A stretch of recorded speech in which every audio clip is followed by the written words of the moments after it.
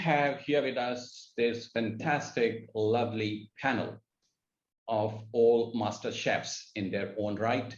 And we are going to have this discussion, which is going to cover, we call this session as the proof is in the pudding, but we are going to talk about how to engage the board, what happens in the boardroom, and how to make the board work. And going back to what Rajiv was saying, how do we put together values and commitment and love and purpose back into the corporation through the board. And I have here with me Dr. Madeline Entonces, a good friend and a global leader, and with tons and tons of board level experience herself.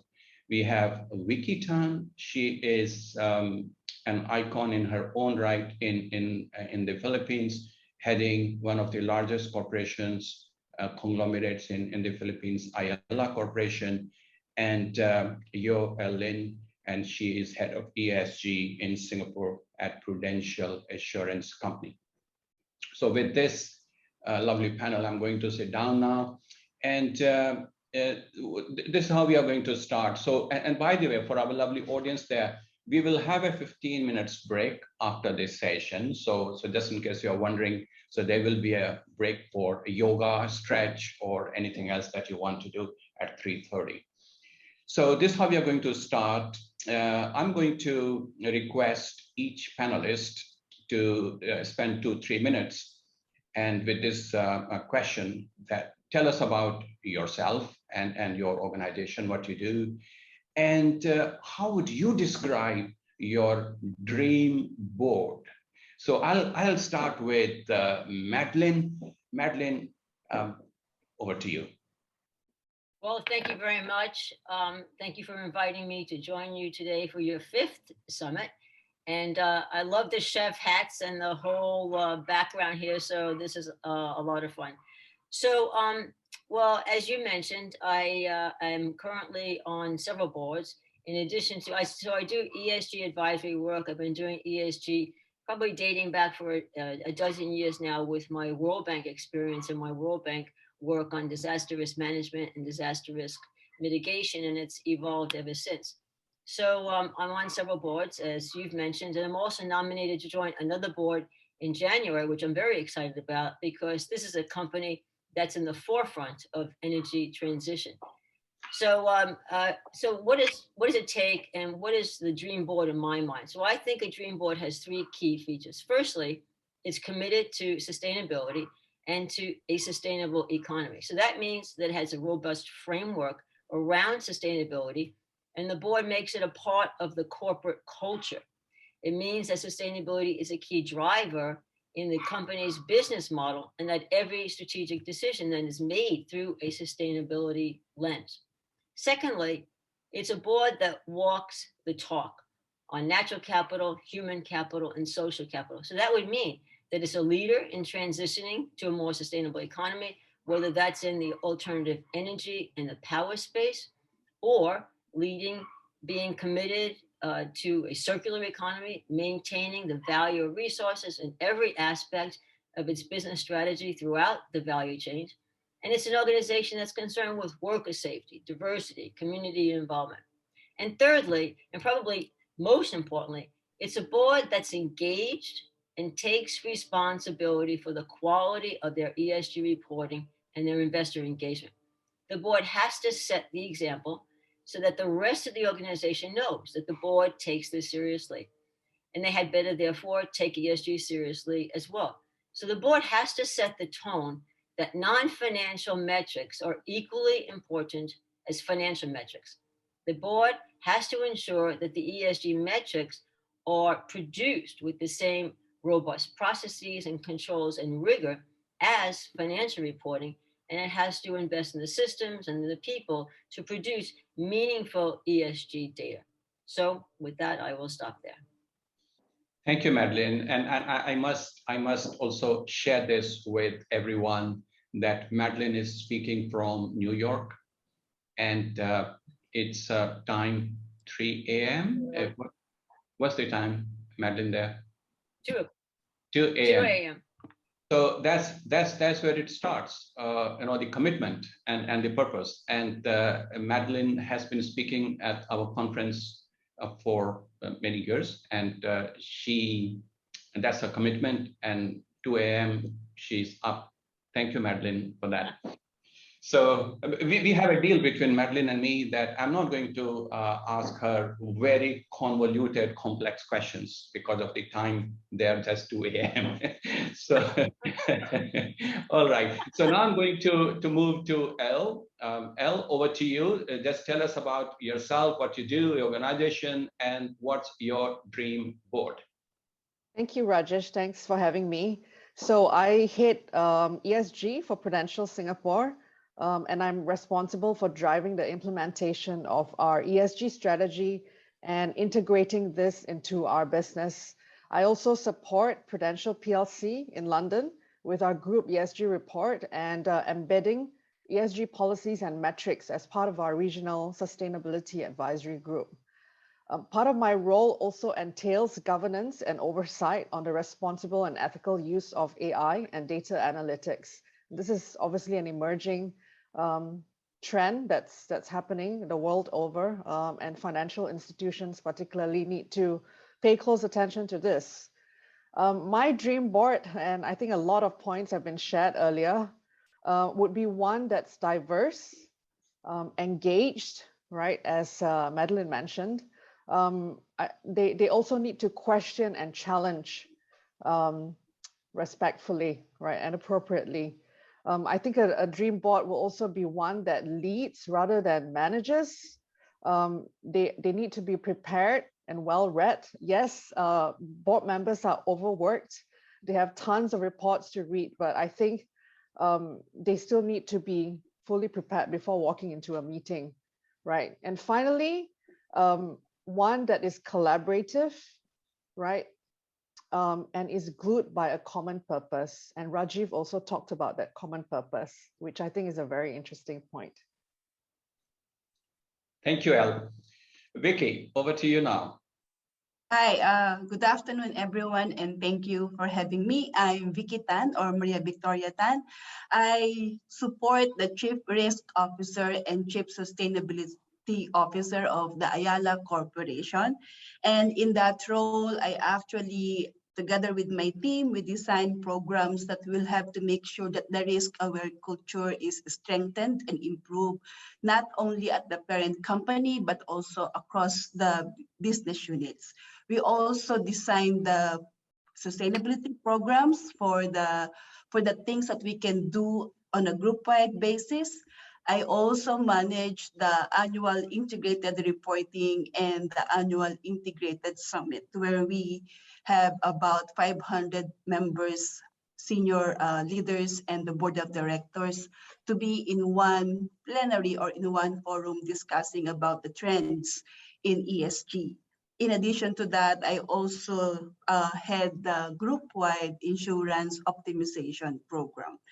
So on that note, Ayala Corporation is actually about 180 plus year old conglomerate in the Philippines. It's probably the largest and most diversified conglomerates with interest in real estate, power, telco, banking, water, probably a lot more. And more recently, we also invested into logistics, healthcare, and education.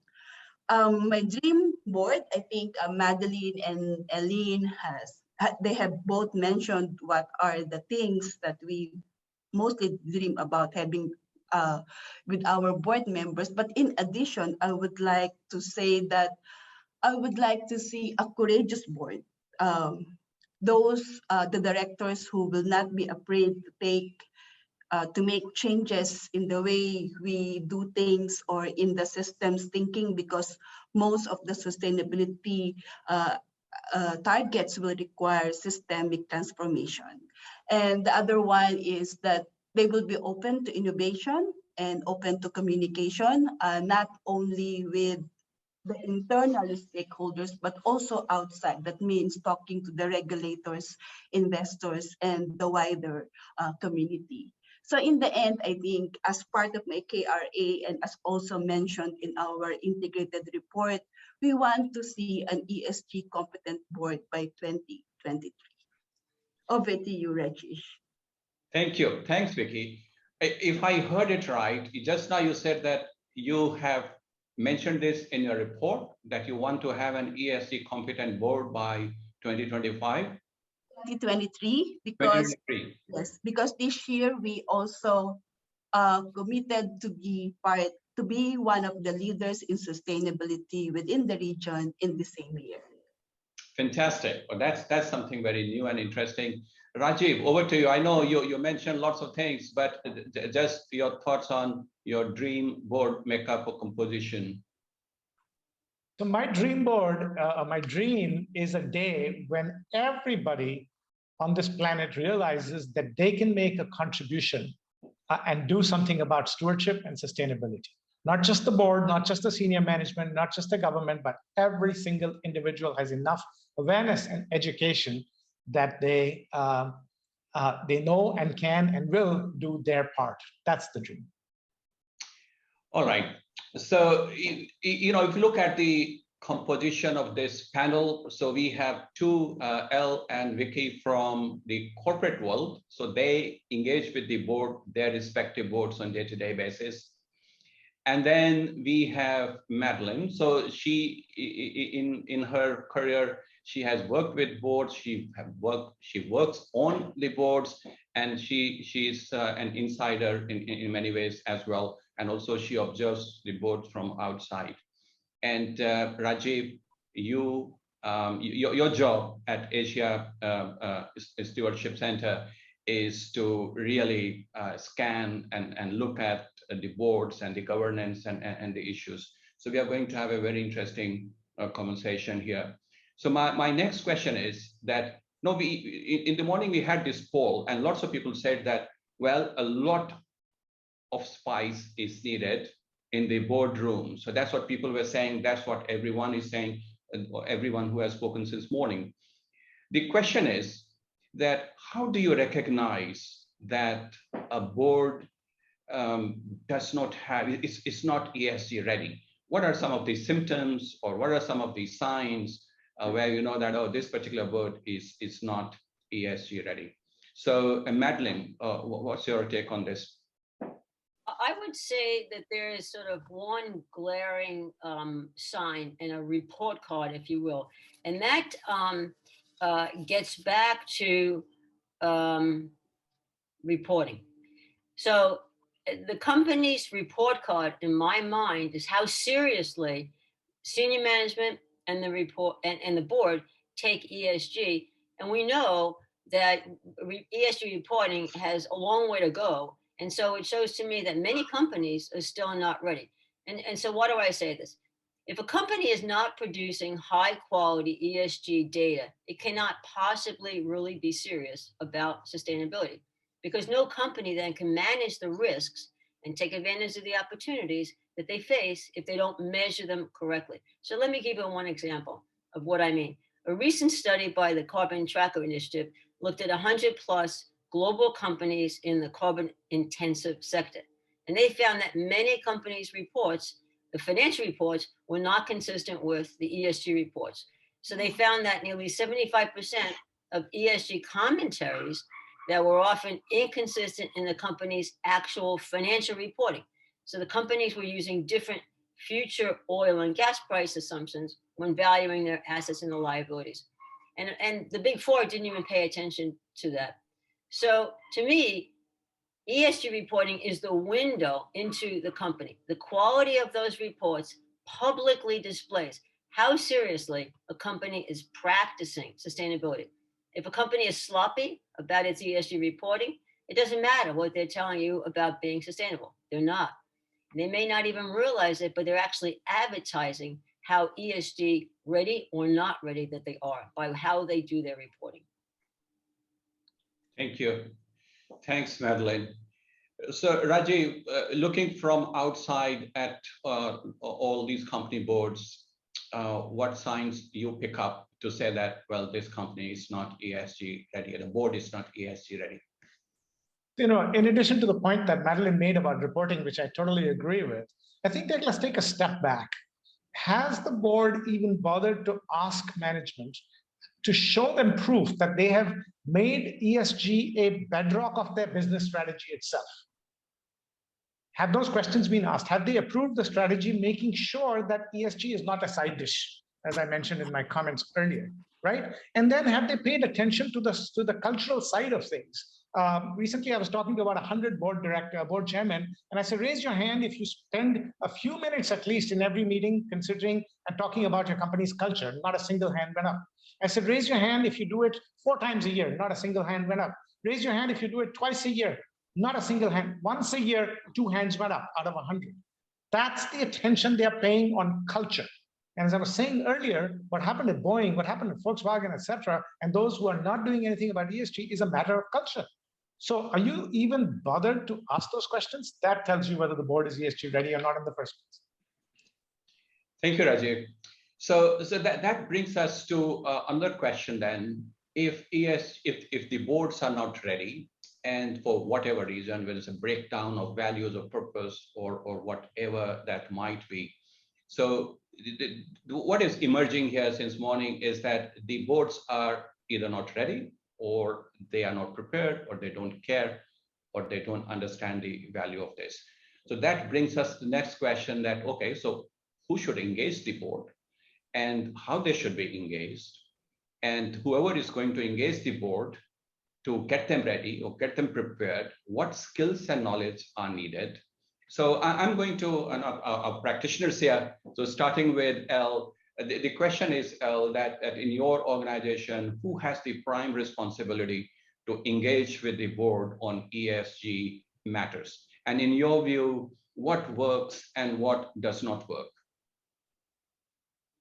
Yeah, I think from an engagement perspective, it's pretty much a shared responsibility. Of course, on ESG matters, I'm responsible for engaging with the board. And you've got your ESG and strategy heads in other corporates or any equivalent who will be responsible, right? I think the CEO is also responsible, as is the chief risk officer. So it's not so much a single person responsible for engaging with the board. I think it's a collective effort, right? What works in my personal experience, you've got quarterly meetings in a year. That's just 4 occasions to engage with them face to face, right? Outside of that, I think what works is to have individual engagements with them, whether over coffee or lunch or whatever that is, right? Because you cannot expect them to understand everything, particularly on ESG, which is such a broad topic, right? There needs to be ongoing engagement, and that works really well. In fact, one of our NEDs, she texts me at least once a week, and we share information on the side. So it's not so much whether the board is ready, right? But rather, are they willing to learn as part of this journey, because it's new for everyone. Yeah, so that's my view. Thank you. Thanks, Elle. Vicky, what has been your experience? Who engages you have several companies, so who engages with them, and what has been your experience? What works, what doesn't work? Okay, so probably I will share 3 things on how do we get the board on board on sustainability across the Ayala Corporation. The first one is we have this awareness program.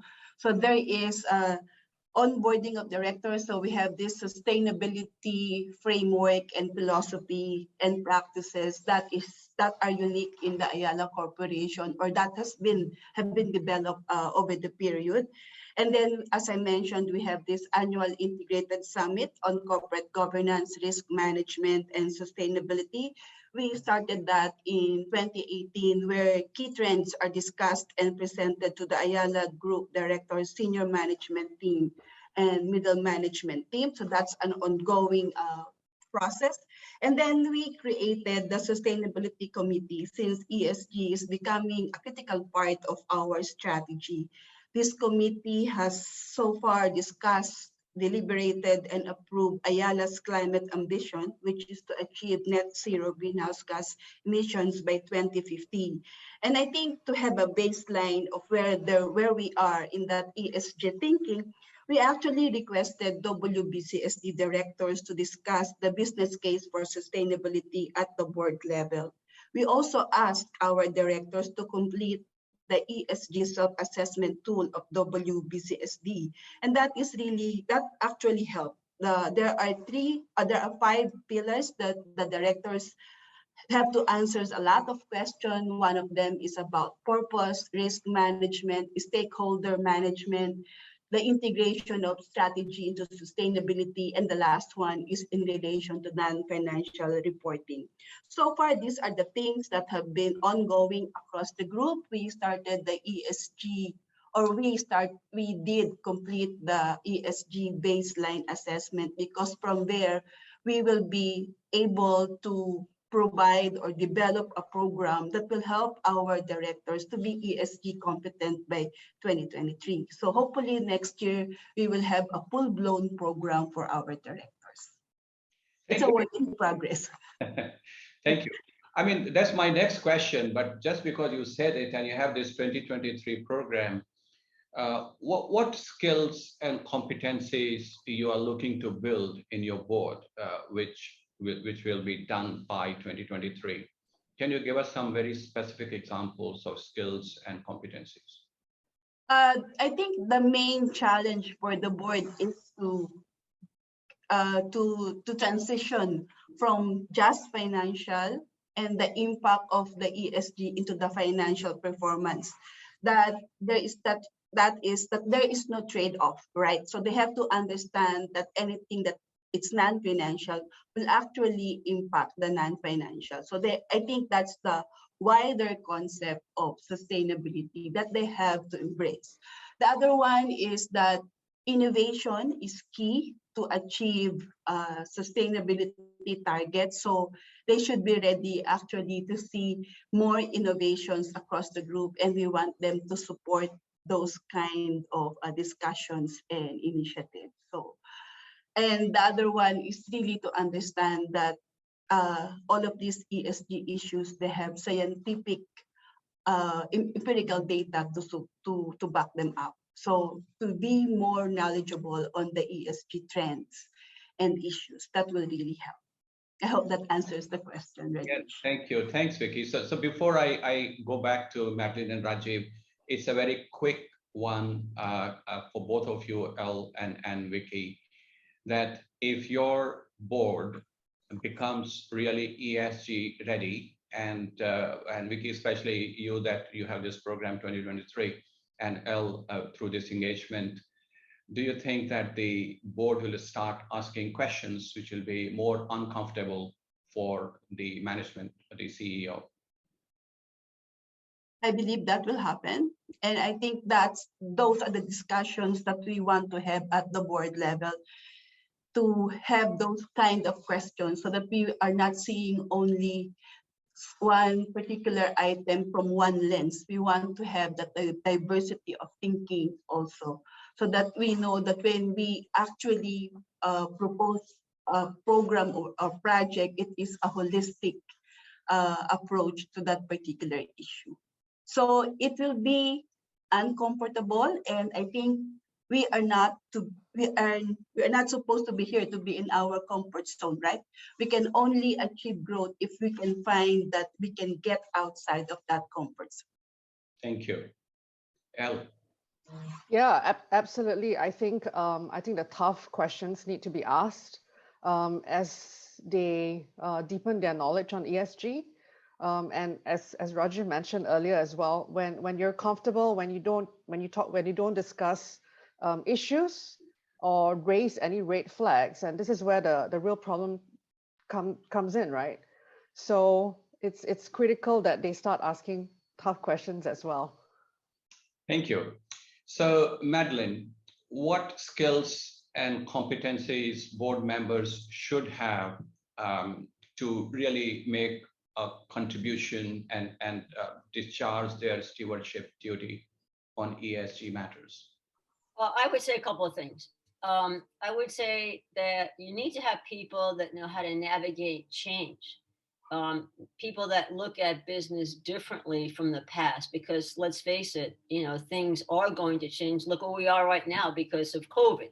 And who would have figured this is how business is going to be conducted? So you have to be really flexible and imagine the world differently, imagine business differently, and be agile and be able to implement changes. I think you need to have people have demonstrated problem-solving skills and decision-making skills with the traits that include insight and curiosity. Because at the end of the day, ESG is new to many, many people. And I would venture on saying mostly new to people on the boards. And so they need to get up to speed on ESG matters, the whole spectrum of ESG matters, and not just environmental, which now, of course, is taking front and center stage, but they need to be able to be understanding all of the issues. But then importantly, they have to be sufficiently fluent in the latest sustainability technology.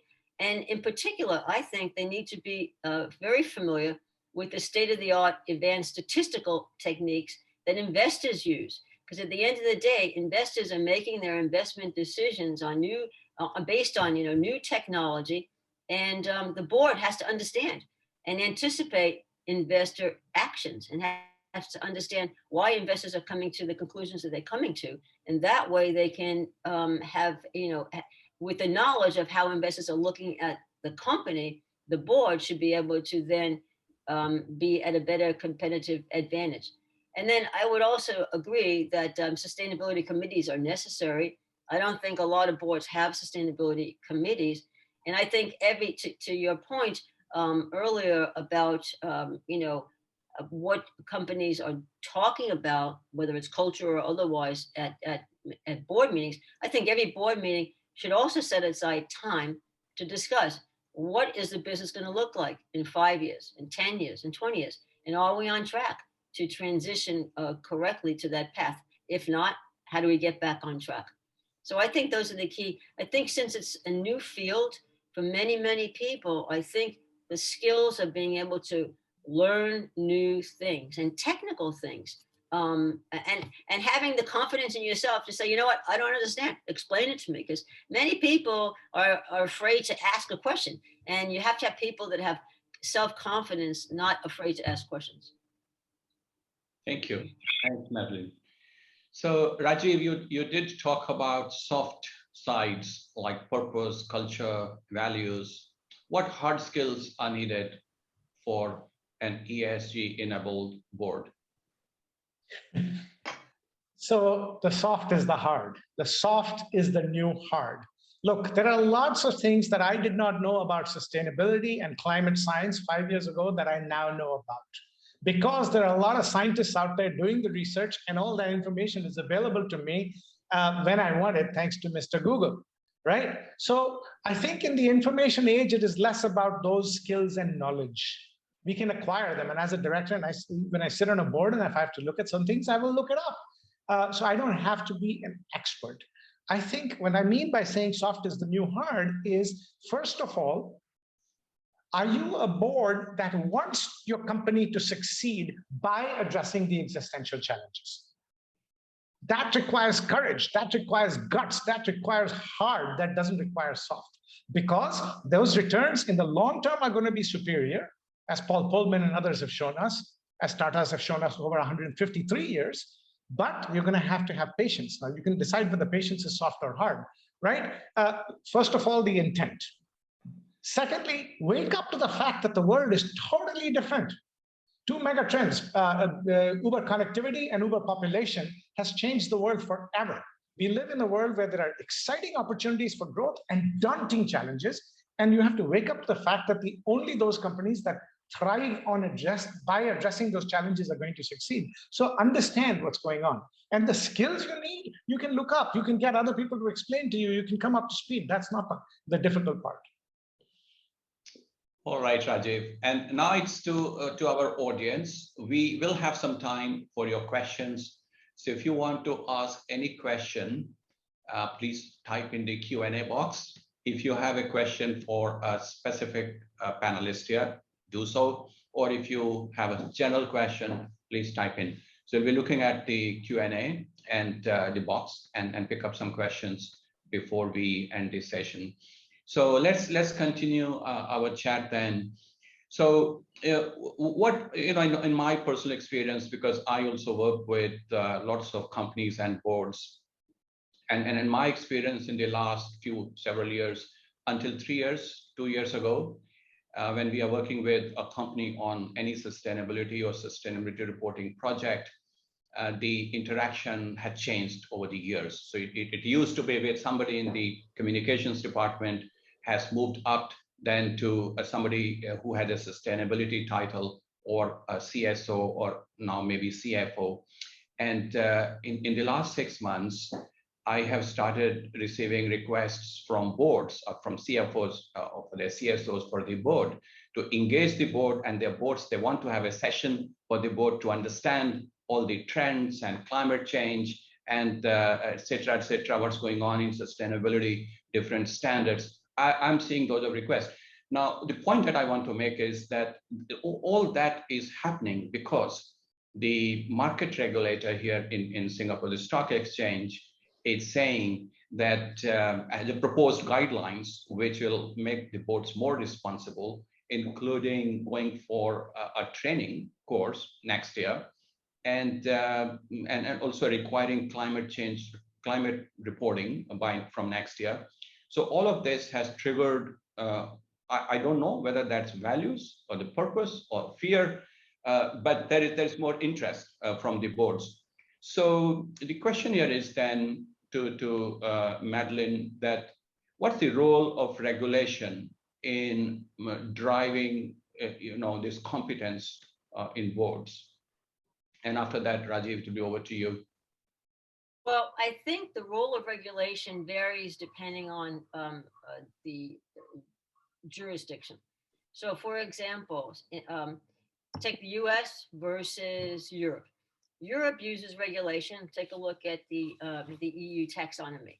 That taxonomy is very, very prescriptive, and that may help eliminate not only the greenwashing at the corporate level, but also at the investor level. Why?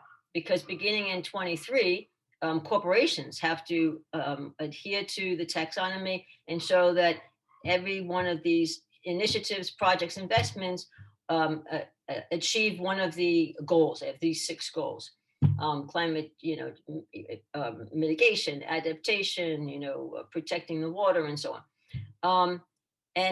So that's by 2023 they have to start reporting. By already this past March, some asset managers that are either in the EU or selling into the EU have to adhere to making sure that the products that they have to show that the products that they are producing are aligned with the ESG directives.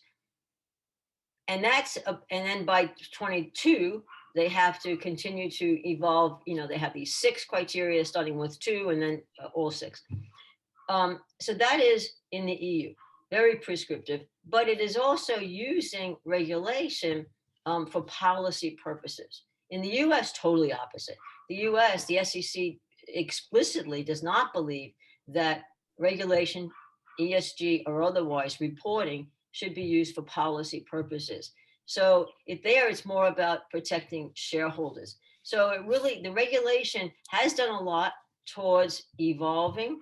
In UK is going to begin, I guess by 25 it is, that, or maybe earlier, TCFD has to be implemented. I know in Southeast Asia, a lot of countries have the reporting requirements. So it really varies across the board in terms of, how the policy and how the jurisdictions work, how the policies are formulated. Some regulation is because policies want to direct investments to ESG and to climate sensitive products. And then some say, no, that should not be the role of regulation. The other thing too, I would say is, I think we'll see more harmonization on the environmental space. And that's really where ISSB is going to begin. And I think it's going to take longer for, the S and the G. And I think that's because different norms, different social norms across the world. So I don't think there's going to ever be truly a harmonized S, version of reporting. And same thing with G, because, you have different corporate structures. And again, governance is different across the world. So I think the place it's going to begin is more around environmental, and then, little by little, the rest. But again, I think because of the different differences in policies, and the way policies are implemented and viewed, and the purpose of policies and the purpose of regulation, it's going to vary. All right. So Rajiv, how do you address values and purpose with regulation? Let me make one point first to be clear that regulations and rules are important. They are a part of civilized society and we need them. That said, I'm reminded of a conversation I had with a guy named Andy Fastow 5 years ago when he just came out of prison. Andy Fastow was the chief financial officer of Enron. And he created all the jugglery which got him into prison. When he got out of prison, I spent a lot of time with him because I actually thought I was going to write one of my books with him, but I didn't in the end. My publishers wouldn't let me, in New York. He said to me something that struck with me. He says he held two things in his hand. He says, I got these in the same year. This is my chief CFO of the Year award by Global Finance magazine. I got this in January, and this is my prison card. I got this in April of the same year. And then he said, I did a lot of harm without breaking any rules. I committed crimes without breaking any rules. And that I've never forgotten that conversation. And look at the history of regulation. The more the regulation, the more ingenious are the ways to go around it. So if we think that regulation is going to save the planet, with due respect, we need it. And I have the highest respect for regulators around the world. But regulation alone is not going to save this planet. We need, for this kind of change, we need something else. The second thing I want to make is we don't need to worry as much about regulation as in the past. Why? Because today there is a built-in, automatically built-in audit mechanism in the way the markets are playing out. Today's ordinary consumer and customer is much more informed and empowered than ever before in human history because everybody has a supercomputer in their pockets, right? This is not 20 years ago where we could fool people. Today's younger generations in particular are demanding businesses to behave correctly. If you don't behave correctly, and if I have a choice, I will not buy your product, I will work with my feet. So everybody is naked in today's society with the death of privacy. We don't need, everybody's on display. In the end, those companies that do the right thing by climate, by all the challenges that we're talking about, are the ones that are going to drive superior returns for shareholders. There is no conflict between shareholder centricity and what we are talking about here. So those are the points I'd like to make, which brings us back to governance needs to go less rules-based and in the boardroom and more values-based. Okay. Thanks. Thank you, Rajiv. So now I'll go to Elle and Vicky in that order. So Elle, do you see a role for the regulation? Yeah, absolutely. In fact, I was just going to comment on what Rajiv talked about earlier about, you need rules and regulations. That's a given and it's a foundation. But over and above that, you also need values-based governance, which is also why we're seeing the regulator, right, looking at financial institutions, at banks and insurance sectors as well. How are we going to elevate culture and conduct within the organization that is values-based, that's not about rules and regulations, right? How do culture, values, and purpose translate into actual conduct in organizations? I think that's very critical. And this forms a very important role of the G, right? It starts with that. It starts with culture. Vicky. Yeah, okay. So to add to that discussion, I agree with what Rajiv and Eileen mentioned.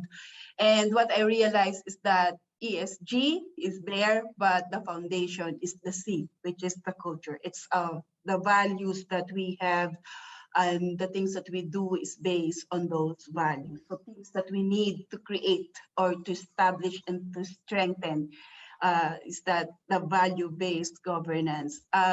of course, the regulation, we need that. And I think that will provide the will have a very good playing field for everyone. The first thing that we need to do is to have that compliance mindset, but we should not stay there for long. We should be able to go beyond compliance and see what is the spirit of those regulations. Okay. Thank you. Do we have any question from the audience, Elaine, that we want Well, yes, we've got a few questions. I don't think we'll have time for all of them, but here's one from Anne-Marie Sidhu. Anne-Marie says, ESG is such a diverse area. Should individual directors be made experts in different areas? So governance, environmental risk, human rights, and so on. Should there be expert directors as part of the board composition, rather than just what most regulators currently require, and that is financial expertise? What does the panel think about that? All right, so where do we go? Madeline, what's your take on this?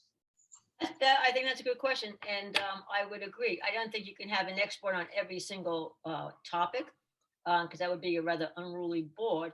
But I think you maybe, the soft side and the harder side, right?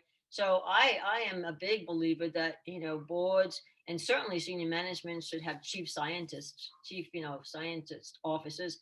But I think it's also true that you also need people that are, what is an expert, by the way? So you need to have people that have familiarity and expertise in, all of the HR kind of things, right? The human resources and the so-called human capital. I mean, that's a very big one. And I'm a little bit concerned because this whole, transitioning to a net zero by 2050, 2030, 35, that's taken on sort of a whole life in and of itself, which is important, obviously. But I believe, to the cost and the detriment of the the S and the G. So everybody's everybody's moving to one side of the ship, and everybody's looking at that. So the environmental, and I think losing sight of the other two aspects of ESG. So yes, I think that would make a lot of sense to have people having different expertise, not just focusing on the environmental, as important as it is, but on the other side as well. And keep in mind, no one could tell you more about culture and the need for governance than I can, because I had a front row seat at Lehman Brothers bankruptcy. And if you don't know the whole story, read the 2,200 page examiner's report. And I wrote an article as an op-ed in the New York Times, I guess, in the 10-year anniversary of 2018, and said it was just a complete failure of governance. And at the end of the day, everybody is exposed. Everybody has that short an option to the CEO who's long that option, that can, I get the upside if I do well, and if I don't, well, then, the company pays for it anyway. So, yeah, I mean, governance is so important. So to me, I think that makes sense. Elle, do you think it will help to have specialist experts, directors on the board? Yes and no. Yes, because it's such a broad topic, and it's good if you carve it out into bite-sized pieces for them to digest. No, because some of the board members have tenures, and so then what happens when they leave, right? Do you then start training a new board member and get that person to become an expert? So I think, it's a combination of, yeah, it has its upsides, and no, there are some downsides to it. But yeah, I think everyone should still have a broad understanding of ESG in its entirety. Okay, so we still have a couple of minutes, not more. We are slightly behind our schedule since morning. So is there any burning question, Elaine, that we must pose to this panel that you have from the audience?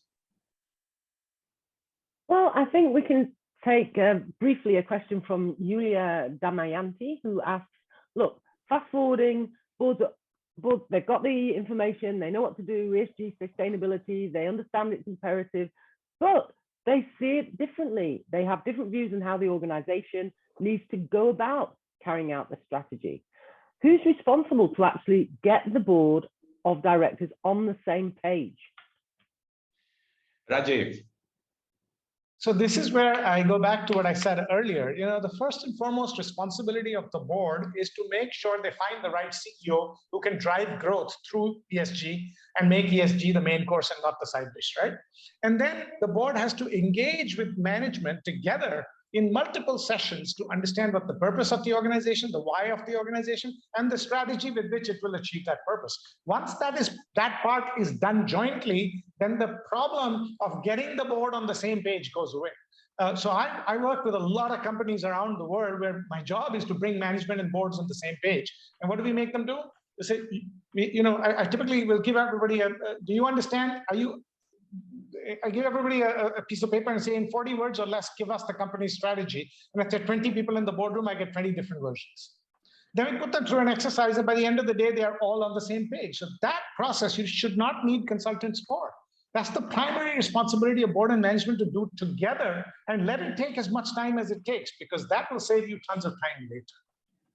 So this, going back to your earlier question, whose responsibility is it to engage the board? With due respect, I want to challenge that a little bit and say, it is first of all the chairman's responsibility to find that the right management is in place that has the will and the skills to drive growth through ESG.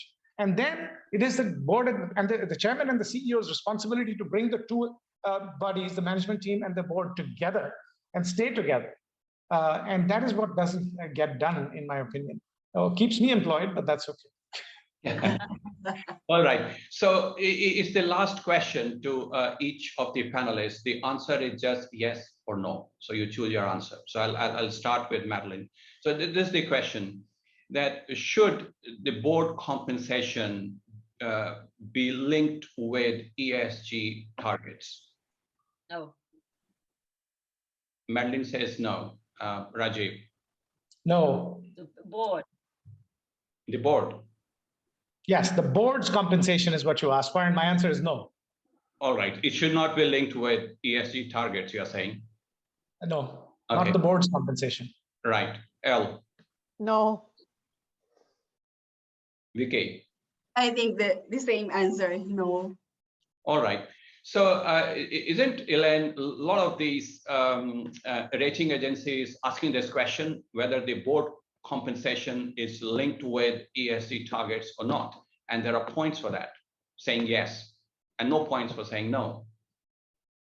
Well, I will leave it there at that. So, but that was interesting to hear from this panel that it's leaving more questions now, after this panel discussion, that if their compensation does not depend on ESG targets, then what is there to drive them? Just values and purpose and culture. So we are going back to and maybe self-enlightenment and those kinds of things. So is that what we are saying before we end? I think at the end of the day, the board's responsibility is to tie senior management's compensation, the CEO's compensation to ESG. And I think, boards need to realize, there's significant costs to the company by not being ESG aware. I mean, we can just take a look at several examples where financial risks have become, non-financial risks have become financial risks. You can cite them. Facebook, Kraft, Lehman Brothers, PSE&G. I mean, the list is long. Deutsche Bank now. So I think, ultimately that's the way that they need to think about the company. There are huge costs of externalities and you just take one quick second, WWF, as well as the Impact Weighted Accounts Initiative out of Harvard, both have these, using big data technology now, look at the cost of externalities on a company and the company's externalities. And the Harvard study looked at 1,700 companies using 2018 data, and they found that when you measure and then take into account the cost of these externalities, companies' actual profits are 15% of the company's profits were more than wiped out. And you have to realize that these in WWF shows how the cost of the externalities, of course, can become liabilities. And so that's a whole different thing. And of course, you know, as a board director, you have liabilities, a lot of liabilities. So that's how they can be motivated. Thank you, Madeline. So your answer has really helped, because a lot of people were wondering that why everyone is saying no.